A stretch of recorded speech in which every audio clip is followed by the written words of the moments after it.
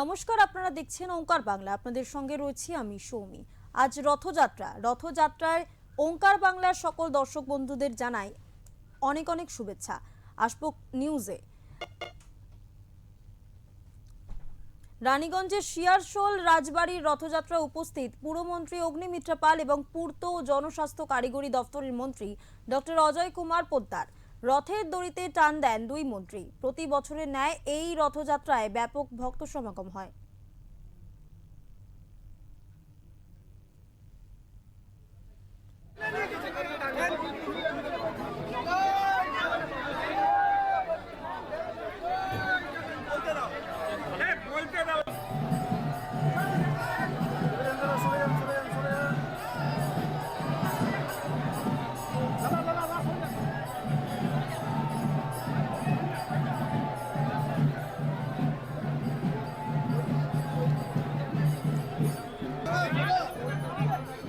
রথের আগেও হয়েছে, কিন্তু হিন্দুদের উৎসবকে সেইভাবে পালন করতে দেওয়া হয়নি।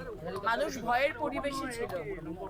আজকে নতুন সরকার আসার পর এবং মাননীয় মুখ্যমন্ত্রী যেভাবে আজকে সবাইকে আশ্বস্ত করেছেন, মাননীয় প্রধানমন্ত্রী বলেছেন ভয় আউট, ভরসা ইন, সেখানে সমস্ত সনাতনীরা আজকে আনন্দ উচ্ছ্বাস নিয়ে আজকে তাদের উৎসব পালন করছে।